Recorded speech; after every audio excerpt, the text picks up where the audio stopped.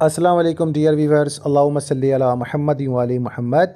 Welcome to my channel S law learning education platform.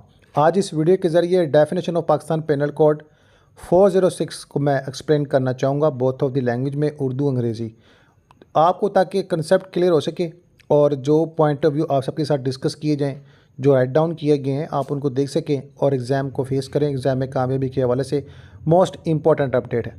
Pakistan penal code का section 406 एतमाद की खिलाफ वर्जी को मुजरम करार देता है। ऐसे अफराद को सज़ा देता है जो बेईमानी से गलत इस्तेमाल करते हैं या इनके सुपुर्द की गई जायदाद का गलत इस्तेमाल करते हैं। शिक में कहा गया, असल में ये 406 ब्रीच ऑफ कॉन्ट्रैक्ट। अगर किसी के पास कोई जायदाद या कोई बिज़नेस या आप उसको अमानती तौर पर देते हैं तो वो इसका गलत इस्तेमाल करे तो ये शिक उसके लिए 406 अमानत में ख़यानत। याद रखिएगा, किसी को चीज़ देना इमानतन तौर पर, उसमें ख़यानत करना, इस हवाले से ये शिक बड़ी इम्पोर्टेंट है। जो भी मुजरमाना इतमाद की खिलाफ वर्जी का इर्तिकाब करेगा इसे सज़ा दी जाएगी किसी एक वजाहत की मुद्दत के लिए जो 7 साल तक हो सकती है, या जुर्माना या दोनों साथ। जुर्माना कायम करने के लिए इस्तगासे को साबित करना चाहिए।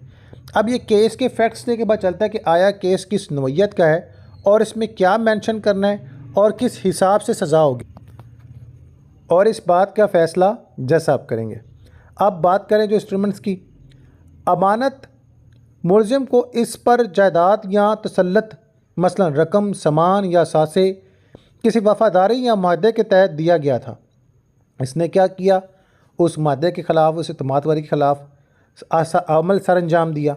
अब यहाँ पर क्या आ गया, डिसऑनेस्टी यानी बेईमानी, मिसप्रेशन, धोखाधड़ी। बेईमानी से गलत इस्तेमाल करना, मुलज़म ने जानबूझकर जायदाद को ज़ाती इस्तेमाल के लिए तब्दील किया, कानूनी हदायत की खिलाफ वर्जी की, यह मुआहदे की शर्त की खिलाफ वर्जी है जिसकी बिना पर उसको जो है फिर सज़ा दी जाएगी। लेकिन इसमें जो पॉइंट ऑफ व्यू देखने वाले हैं ये वो पॉइंट ऑफ व्यू है। अब इसमें जो थर्ड पॉइंट ऑफ व्यू है अब नीयत के हवाले से है। इरादा, सम ऑफ टाइम ऐसा होता है कि इंसान कांटेक्ट करता है, दे देता है और आगे वो कोशिश करता है, उसका इरादा कुछ और होता है, लेकिन अल्लाह की तरफ से कोई ऐसा मामला आ जाए वो अलग चीज़ है। इसलिए हर केस की जांच पड़ताल में नीयत का बड़ा अहम किरदार है। इरादा, ये अमर गलत फ़ायदा या नुकसान का सबब बनने के लिए बेईमानी के साथ किया गया था। अब यहाँ पर इरादा साबित होना लाजमी है कि जिस शख्स ने ये फ़ाल सर अंजाम दिया उसकी मुकम्मल नीयत थी कि वह इस मामले को सर अंजाम दे जो कि 406 के दायराकार में आता है। अदालतों ने वाज़ह किया कि जायदाद वापस करने में महज नाकामी यानी मसलन कर्जा या आर्जी इस्तेमाल जुर्म नहीं बनती जब तक कि बेईमानी साबित ना हो जाए।